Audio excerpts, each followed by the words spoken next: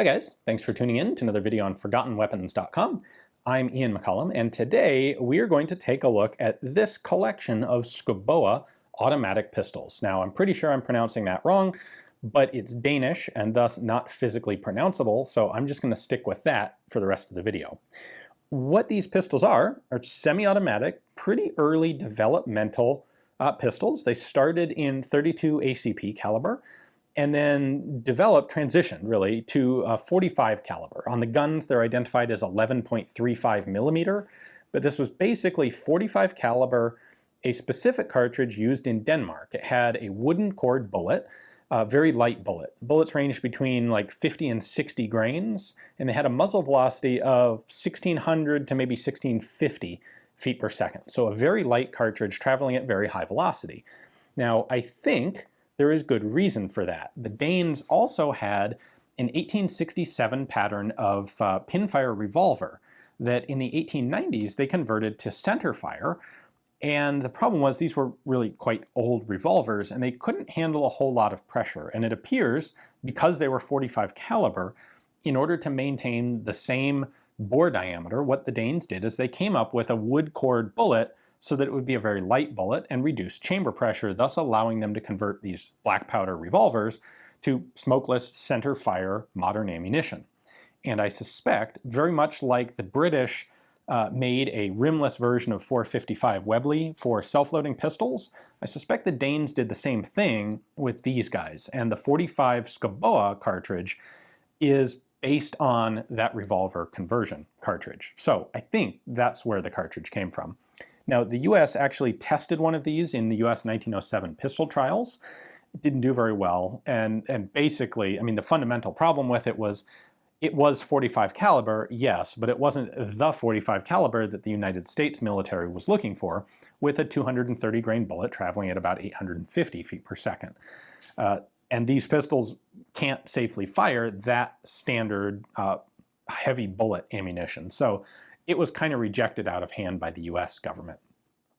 Ultimately, no country actually adopted this, but we know that they did market it relatively widely. For example, both of these gold embellished pistols are marked up with the national crest of Uruguay. One of these was a presentation to the president of Uruguay, the other one probably to some slightly lesser official in Uruguay, presumably in an attempt to garner a contract there, which didn't actually happen. Now, the designer, Jens Schouboe, was working for the Danish, the Madsen Recoil Rifle Syndicate, the same company that manufactured the very early Danish Madsen Rasmussen semi-automatic rifles. And by the way, if you're interested in those, check the description text. I'll have links to videos on both the 1888 and the 1896 pattern of Madsen semi-automatic rifles, which are really cool guns. But Jens Schouboe was working there, and they started making these guns in 1903, and they manufactured them through approximately 1917 when he left the company and the whole project ended. There are a number of discrete sort of variations that people have designated, but it appears that these pistols were pretty much in a continuous state of development over that whole 14-year time period. So we know they started in 32, and we can reference a few things from patents, and perhaps more helpfully, the guns all appear to have been made in a single serial number range. So we can go from, we have number 108 here, all the way through number 455 here. So what we're going to do is go ahead and show you the progression in features, and as best as I can estimate it, the breakdown in which guns belong to which model designation.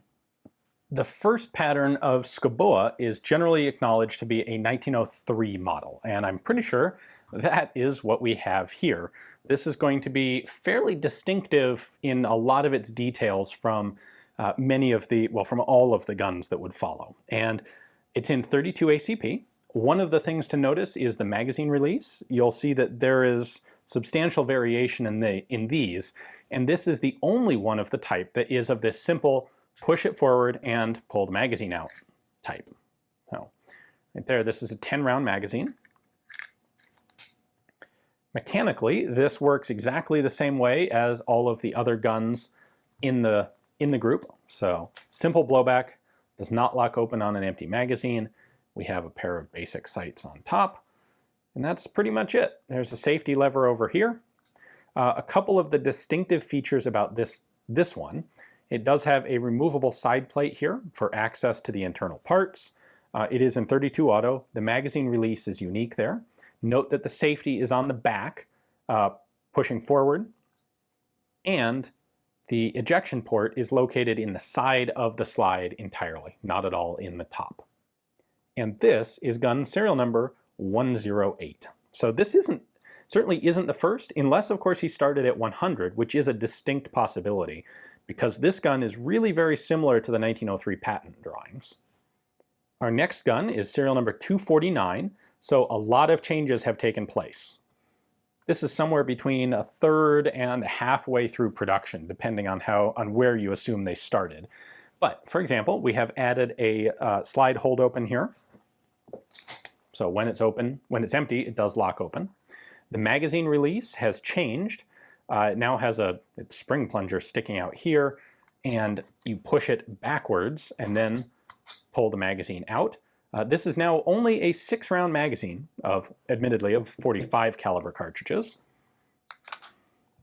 You can use this to drop the slide, but it's really finicky. It's clearly not designed to be a manipulatable piece like that. There's that. We now have some markings actually on the side of the gun. So Danish Recoil Rifle Syndicate, Copenhagen. And the safety has been reversed. It's now pointing backwards. And when you push it all the way up, it physically locks the slide in place, in addition to rendering the trigger also locked. Now I can disassemble this to show you the basic mechanics, which are identical amongst all of these guns. So we're going to push in there, and the whole slide pivots up off the top. We can then pull the barrel out of the slide assembly. The breech face is here, along with the recoil spring in the back, and that is what you're pushing to allow the gun to disassemble. They are hammer fired. We've got our hammer back here. And let's see. There we go. Hammer comes forward, of course. These are all concealed hammer single action pistols. Now we are going to skip forward another 75 guns or so to number 323. And this one is back to 32 ACP. So this is also of a substantially different pattern. It's very similar to this guy, although without the slide hold open. You'll notice, for example, this little feature, this sheet metal piece with the 2 pins, is very similar to what we have on the 45 here. We have the same exact markings on this one, Danish Recoil Rifle Syndicate, Copenhagen, but we have yet a third pattern of safety here, where now the safety is vertical and flips back and forth. So that's the fire position, and that's the safe position, as opposed to fire and safe on that guy, and fire and safe on this one. Next up, we're only moving ahead 5 guns to number 328, and this is another 45. And you can see it shares almost everything in common with number 249, the previous 45 caliber gun that we looked at. So 328 and 249. Very similar at first glance, but not quite identical. The barrel length here is a little bit longer, but then if you look at this feature, here we have a little sheet metal piece with a pair of pins. Here we do not. This extension on the side of the frame is left intact on this one, and it's cut down on this one. The magazine releases are slightly different, with some knurling here and none there. The front sights are slightly different. And so you can see that while these are clearly very similar guns, they're not quite identical. And you may look at this and go, well, those differences are completely, essentially meaningless. And that is true in a practical sense, but what it does show us is that Madsen didn't have a production line running for these guns. They weren't manufacturing batches of parts because there's so many little details changing that these guns each had to be pretty much handmade and hand-fitted. So we have one more in this batch. This is the model of 1907 that we're looking at here, both in 45 and a 1907 pattern in 32. And our last 1907 is number 339. So 249, 323, 328, and 339 are our 1907 pattern guns. And this is our really fancy embellished version that was manufactured or presented to the president of Uruguay. And it's got his initials there up on the top strap. You may have seen this gun before in a Forgotten Weapons video because I did a video on it when it was actually selling at the Julia auction house. Even the magazine has gold embellishment on it. Now, in the course of just like 15 guns, the markings have changed in style. So you can see the markings there as compared to these guys. These are all in capitals. So different font, different stamps, although it's the same actual writing. And then we can move from 339 to 382, and we're going to see some major changes. Now, 382 here is also embellished with these very fancy gold inlaid Uruguayan crest grips. It would make me think that they presented one to the president to try and get a contract, and it almost maybe kind of worked. Maybe they were like making good progress on that, and they're like, oh, we need a little bit more to finish this deal. So let's whip up another fancy one, throw some nice grips on it, and we'll give it to a general in the army or some officer involved in procurement and try and finish up this deal. Of course, that didn't ultimately work, we know, because there never was a deal. But what's interesting to me is these were almost certainly not presented at the same time, because this is a 1907 pattern, and here we're up to a 1910 pattern. So, for example, look at the safeties. This one pivots backwards. This one's pivoting in the front. If you look at the hinge points where the guns open, this one is solid and built into the frame. The hinge is on the inside, where this one, the hinge is now external. You can see that up close there. So the pin's now on the outside. The slide style has changed substantially. You'll see that there are grasping serrations only on the very back here on these guys. There's a notch for the safety to engage in, and the slide runs all the way to the front of the frame, where on this pattern, we have slide serrations over the whole length of the slide. It ends basically at the back of the trigger guard. The safety configuration has changed in addition to the hinge point changing at the front. The markings have again changed in pattern, and we now also have patent Schouboe there on the back. So there's a lot of new stuff going on here.